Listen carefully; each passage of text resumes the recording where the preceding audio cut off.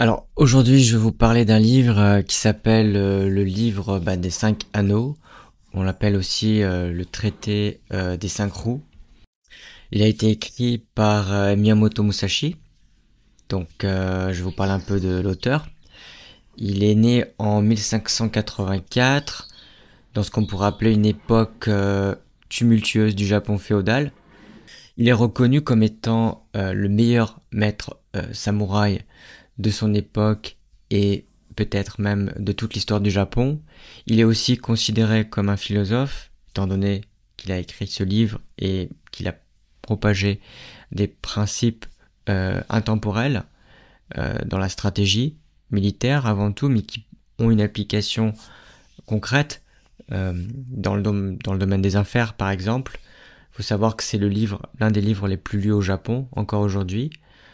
Les hommes d'affaires l'utilisent comme base philosophique pour aborder la conflictualité, pour aborder le rapport de force.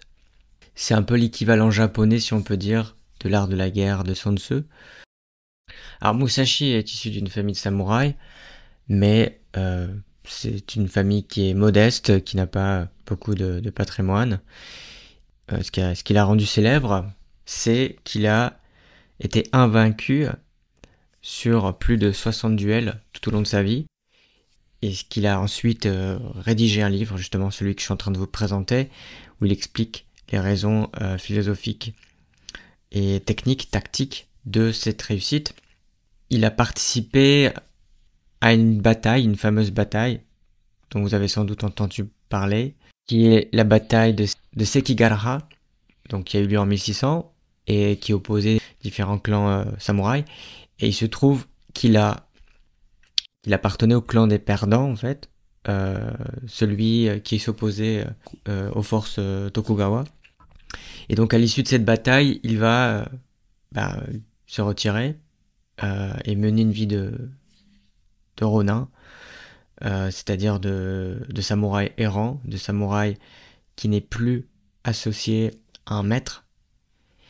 Et c'est dans le cadre de ces vagabondages, de cette errance, qu'il va être amené à rencontrer des adversaires de plus en plus réputés, de plus en plus forts. Et c'est à l'issue justement de ces différents duels qu'il va créer une réputation dans tout le Japon. Le Japon du XVIIe siècle est un Japon qui est sur le point de connaître la période de paix qui est celle de l'Edo, mais cette période qui précède l'Edo est encore en proie à de nombreux conflits. Alors les samouraïs voulaient s'accaparer le pouvoir et s'accaparer de terre à cette époque-là, et ils faisaient face au shogun, qui était un système militaire de gouvernance plutôt centralisé, qui s'est mis en place pendant plusieurs siècles au Japon. L'objectif du livre des 5 anneaux, c'est d'explorer les stratégies de combat et les appliquer dans le domaine militaire, mais aussi celui de la vie quotidienne. Musashi nous transmet ses connaissances de l'affrontement au niveau physique, mais également au niveau mental et spirituel. Et il affirme que la maîtrise des arts martiaux peut être une voie d'excellence pour la compréhension de soi et des interactions humaines. Les 5 anneaux se divisent en 5 parties qui correspondent à un élément. Donc le premier, c'est l'élément de terre. On appelle ça des anneaux ou des rouleaux, parce qu'à l'époque, les gens écrivaient sur du papier qui était roulé. Et donc dans ce rouleau, Musashi pose les fondations essentielles de la stratégie martiale. Il insiste sur l'importance de la méthode et il affirme que chaque action entreprise dans le combat doit être réfléchie et structurée. La pratique régulière, la répétition et l'étude des techniques sont primordiales pour développer des réflexes appropriés, car selon lui, dans le feu de l'action, une méthode rigoureuse permet de rester concentré et efficace. La stratégie, quant à elle, doit être adaptable et holistique. Elle doit permettre d'intégrer non seulement les techniques de combat, mais aussi la compréhension de l'environnement et des comportements de l'adversaire. Au-delà de la technique, Musashi met également l'accent sur l'état d'esprit. La clarté d'esprit est présentée comme le fondement du succès dans toute confrontation. Un esprit clair permet d'évaluer rapidement les situations et de prendre des décisions adéquates. Musashi souligne que la maîtrise de soi, la tranquillité intérieure et l'absence de distraction mentale sont essentielles pour triompher. Bien sûr, cette philosophie est directement issue du zen, donc la culture, le zen qui est la variante japonaise du bouddhisme, dont Musashi est issu. J'imagine que c'est une culture dans laquelle il a baigné pendant son enfance et il l'a mise en pratique dans l'art de la guerre. L'état d'esprit du guerrier doit être centré et discipliné. Il ne doit ni ressentir la peur, ni ressentir l'hésitation. C'est ce qui lui permet d'agir avec assurance. Selon lui, chaque duel est autant un affrontement physique qu'une bataille psychologique. La perception claire de soi et des autres ouvre la voie à des réactions adéquates et stratégiques.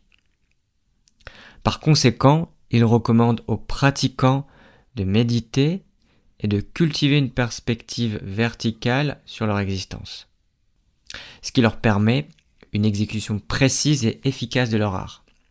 Alors la notion de perspective verticale sur l'existence, ça veut simplement dire avoir une compréhension assez complète de qui l'on est et de cultiver les différents aspects de l'existence humaine, pas seulement physique, mais aussi mentale, intellectuelle, spirituelle.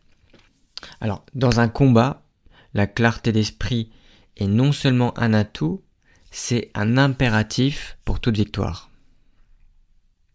Ensuite, on a le rouleau de l'eau.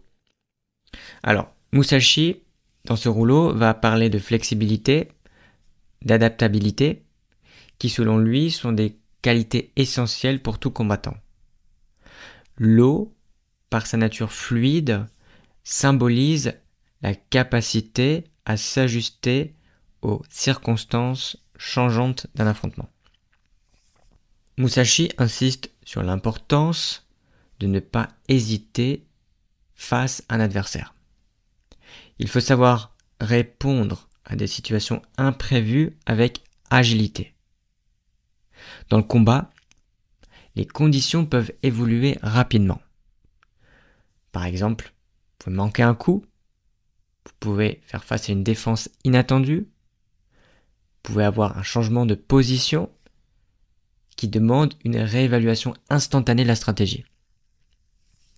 Cette flexibilité permet non seulement de survivre, mais aussi et surtout de prendre l'ascendant sur l'adversaire.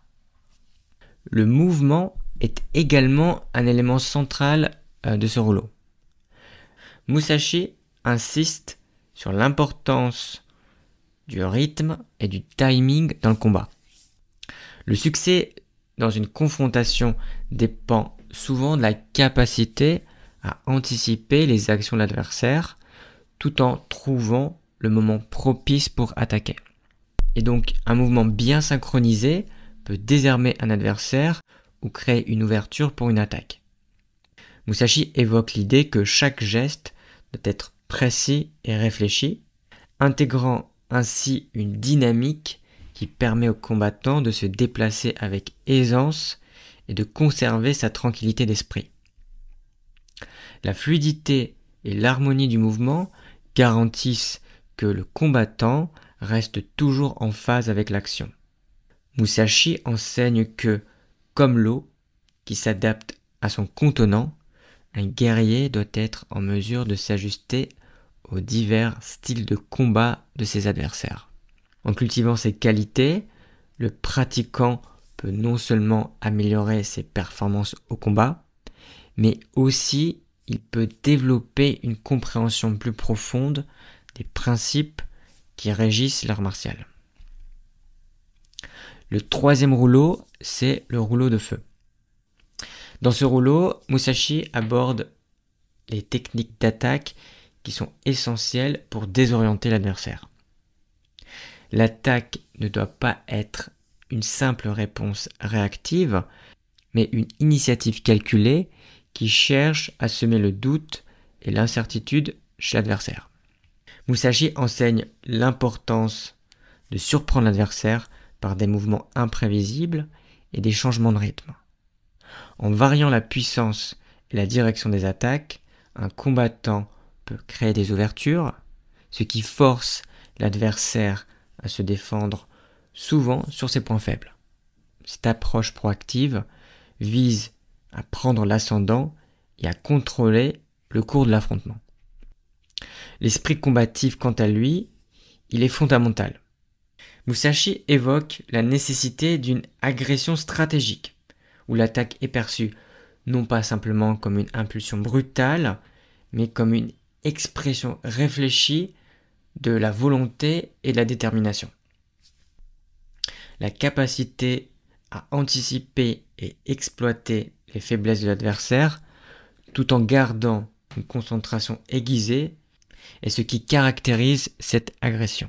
Musashi insiste sur la nécessité de rester dans un état d'esprit combatif où chaque mouvement contribue à intensifier la pression sur l'adversaire, le rendant incapable de se rétablir.